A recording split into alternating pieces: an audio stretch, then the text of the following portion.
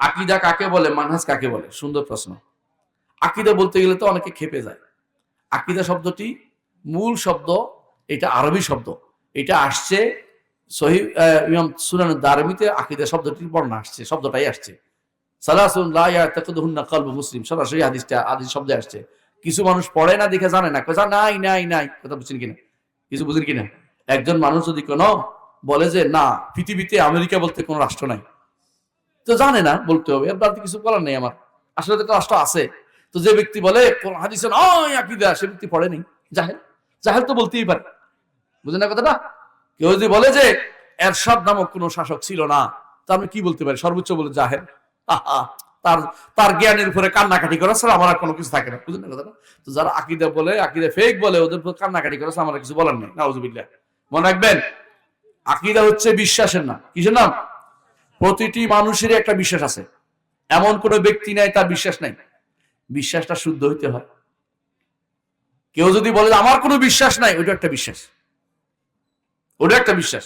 কারণ সে বুঝছে বিশ্বাস কি। আপনি বিশ্বাস করেন না, কি বিশ্বাস করেন? অন্তত এটা তো বিশ্বাস করেন যে চাঁদ সূর্য আছে, বিশ্বাস করেন না? বিশ্বাস করেন কিনা? চাঁদ পৃথিবী আমাদের উপরে বিশ্বাস করতেছেন না? আরে পৃথিবীর উপরে আসমান বিশ্বাস করতেছেন, তাই না? আপনি বিশ্বাস করেন যে মারা যাবে, বিশ্বাস করেন না? তো বিশ্বাস নাই কে বলছে? বিশ্বাসটা আছে। আকীদা শব্দের অর্থ কি? বিশ্বাস। মানুষের তিনটা জিনিস লাগে, একটা হলো মুখে অন্তরের বিশ্বাস, মুখের কথা, আর একটা কি অঙ্গ প্রত্যঙ্গের আমল। এই বিশ্বাস যদি না থাকে সে তো ইমানদারে না, সে কি পাগল? ইমানদার না মানুষে না, পাগল।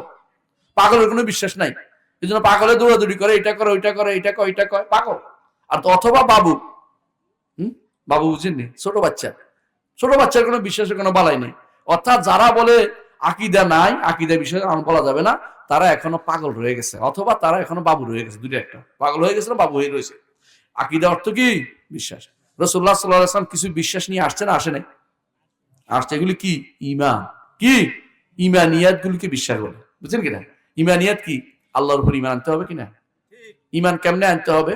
আল্লাহকে রব মানতে হবে, আল্লাহর নাম ও গুণে স্বীকৃতি দিতে হবে, হ্যাঁ? তারপরে আল্লাহর ইবাদত, একমাত্র আল্লাহর ইবাদত করতে হবে। এই তিনটা হচ্ছে আল্লাহর উপর ঈমানের অংশ। এর ভিতরে রব কেমনে মানতে হবে, এটার মধ্যে আবার তিনটা জিনিস আছে। আসমা সিফাত কেমনে মানতে হবে, এটার জন্য তিনটা জিনিস আছে। ইবাদত কেমনে করতে হবে, এটার জন্য তিনটা জিনিস আছে। এই তিনটার প্রত্যেকটার সাথে আবার শর্ত আছে। এগুলো সবগুলো শিখতে হবে। এগুলি আপনাদের আলেমরা আপনাদেরকে শিখিয়ে দিবে। আমি এগুলি বললাম না, লম্বা আলোচনার বিষয়। যে এই আকীদাগুলি আমরা শিখাই, আমরা তো ওদেরকে বলি না, আমরা তো বলি নাই যে ওদের শত্রুতা করে। কেন শত্রুতা করে আমাদের? কারণ শত্রুতা করে ওরা মনে করে আমরা ওদের প্রতিপক্ষ। প্রতিপক্ষ না, আমরা ওদের পরিপূরক। আমরা ওদেরকে শিখাইতে চাই, কিন্তু ওরা শত্রু ভাবে আমাদেরকে। কারণ তারা মান জাহিলা শাইআন আদাহু, না জানার কারণে তারা আমাদের শত্রুতা আরম্ভ করে দিয়েছে, এবং তারা নিজেরা এটা শিখবে না সিদ্ধান্ত নিয়ে বসে আছে। এই জন্য আকীদা অবশ্যই শুদ্ধ করতে হবে, বুঝলেন কিনা?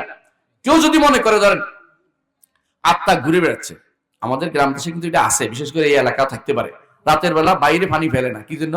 মুরব্বীরা আসছিল গায়ে পানি পড়বে বলে, এই তো বলে, দেখছেন না? রাতের বেলা ময়লা পানি ফেলতে নাই বাইরে, কেন? মুরব্বীদের গায়ে পানি পড়বে। আর তারা মনে করছে মুরব্বীরা ঘুরে বেড়াচ্ছে। এটা হিন্দু ধর্ম থেকে আসছে। হিন্দু ধর্ম, মুসলমানরা এটা কোনোদিন বিশ্বাস করতে পারে না। মুসলমানরা এটা কোনোদিন বিশ্বাস করে না, কারণ তার যদি কবরে যেটা আসছে এটার সাথে সম্পর্কিত কোথায় হয়? জান্নাতে নয় জাহান্নামে, আর কিছু নাই। কবরে তার রুহের যে অংশ আসছে আযাবের জন্য অথবা শান্তির জন্য, এটার সম্পর্ক কি সাথে? জান্নাতের সাথে না, জাহান্নামের সাথে। তাহলে এই ব্যক্তি যে বলতেছে আমার আত্মা ঘুরতে বেড়াচ্ছে, এটা কোথা থেকে পাইছে? অন্য ধর্ম থেকে নিছে, বুঝেন না কথাটা? এটা তো একটা বিশ্বাস। কেউ যদি বিশ্বাস করে এটা রাখা যাবে? হ্যাঁ, যে ব্যক্তি সেকুলারিজম বিশ্বাস করছে, এটা কি ঠিক? উনিও বলবে ঠিক না। তাহলে শুদ্ধ করতে হবে। শুদ্ধ কোথায় পাওয়া যাবে? কোরআন এবং হাদিস। বুঝে আসছে কথাটা? এর বাইরে শুদ্ধ পাওয়ার সুযোগ নেই। এবং শুধু কোরআন হাদিস বললে তো কিন্তু ভ্যাক থেকে যায়। বলতে হবে কি? কোরআন হাদিস এবং সলফে সালেহিনের বুঝ। কোরআন হাদিসের বুঝটা নিতে হবে কার থেকে? সালাফদের থেকে। সলফে সালেহিন কে? সাহাবায়ে কেরাম, আত-তাবেঈন, ইমামগণ। হেদায়েতের ইমাম একজন দুইজন না, বহু আছে, বুঝলেন কিনা? হেদায়েতের ইমাম বহু আছে। ইমাম বুখারী রাহমাতুল্লাহ উল্লেখ করেছেন অনেকের কথা বুখারী তার কিতাবের মধ্যে, যে আমি হাজার মুহাদ্দিস থেকে হাদিস নিয়েছি। যে ব্যক্তি বলবে না আমল ইমানের অংশ নয়, তার থেকে আমি কোনো হাদিস নিইনি। আল্লাহু আকবার। আর এখন আপনারা বলেন ইমান থেকে আমল তো আলাদা, ইমান তো আলাদা না। আমল ও ইমান, আমল ইমানেরই একটা অংশ, ইমানও একটা আমল, ইমানও একটা আমল। এর প্রমাণ হচ্ছে রাসূলুল্লাহ সাল্লাল্লাহু আলাইহি ওয়াসাল্লামকে জিজ্ঞাসা করা হয়েছিল যে ইমান কোন আমল সবচেয়ে উত্তম? রাসূল কি বলেছেন? আল ঈমানু বিল্লাহি ওয়া রাসূলি। কোন আমল সবচেয়ে উত্তম? কইছে আল্লাহর রাসূল উপর ঈমান, আল্লাহ তার রাসূল উপর ঈমান আনা। তাহলে ঈমান একটা আমল, এরা এটা বুঝতে চায় না। ঈমান আমল, এর মধ্যে কোনো আপনারা আলাদা করার মানে ঈমানকে আমলকে ঈমান থেকে আলাদা করার কোনো সুযোগ নেই। তাহলে এই ঈমান শুদ্ধ করা আমাদের দায়িত্ব। আকীদা শুদ্ধ করা, ঈমান শুদ্ধ একই কথা। ঈমান শুদ্ধ করা দায়িত্ব, আকীদা শুদ্ধ করা আমাদের দায়িত্ব। বুঝে আসছে আকীদা? আর মানহাজ হচ্ছে কোন পদ্ধতিতে আপনি মানছেন। কোরআন সুন্নাহকে মানার ক্ষেত্রে কাদেরকে আপনি আপনার আদর্শ ধরেন। কোরআন সুন্নাহ মানার ক্ষেত্রে যদি কোনো আপনি বাংলাদেশের এক ডাক্তার আছে, হ্যাঁ, মতিয়ার রহমান, আরেকজন আছে তাফসির করে বসে রয়েছে অধ্যাপক মোজাম্মেল, এর হাদিস অস্বীকারী, বুঝছেন নি? আরেকজন আছে এরকম, হ্যাঁ, আবু সাইদ আছে, একটা আছে না বদের হাড্ডি, এরকম আরো কতগুলি আছে। এগুলিকে যদি কোনো আপনার ইমাম মানেন তাহলে আপনি মানহাজ ভুল করেছেন। আপনার মানতে হবে কাকে, কোন পদ্ধতিতে বুঝতে হবে? রাসূলের, সাহাবায়ে কেরামের, তাবেঈদের, ইমামদের। একটা আয়াত বুঝতে, একটা হাদিস বুঝতে আপনাকে ওই পদ্ধতিতে আগাতে হবে। এই জন্য আমরা আমার তাফসিরে দেখবেন যে আমরা ওই পদ্ধতিতে আগিয়েছি। আমার তাফসিরটা পড়ার চেষ্টা করবেন, ইনশাআল্লাহ বুঝতে পারবেন যে বিশুদ্ধ আকীদা ও মানহাজের উপরে লেখা তাফসির। এভাবে পড়াশোনা, মানহাজটা খুব দরকার। মানহাজ দরকার কেন? মানহাজ আকীদা যদি ভুল হয়ে যায় আপনি চিরস্থায়ী জাহান্নামী হয়ে যাবেন। হ্যাঁ, মানহাজ ভুল হলে আপনি কি যাবেন? ৭৩ ফেরকা অন্তর্ভুক্ত হবে। মানহাজ ভুল হলে মানে আকীদার চেয়েও আর একটু বেশি গুরুত্বপূর্ণ হচ্ছে মানহাজ। কি জন্য? কারণ আকীদা শুদ্ধ হওয়ার পরেও মানহাজ ভুল হইতে পারে, বুঝলেন কিনা? আকীদা শুদ্ধ করছে কিন্তু কিভাবে চলবে দুনিয়ার জীবনে এটা অন্যদের থেকে নিছে, এটা চলবে না। আপনাকে দুনিয়া জীবনে চলতে হলে সাহাবীদের পদ্ধতি, ইমামদের পদ্ধতি, তাবেঈদের পদ্ধতি। এর কারণেই আজ এত দল হচ্ছে রে ভাই, এতগুলি ফেরকা হচ্ছে কেন? মানহাজের ত্রুটির কারণে। শিয়া, খারেজি, এগুলি আকীদাও নষ্ট, মানহাজও নষ্ট, বুঝলেন কিনা?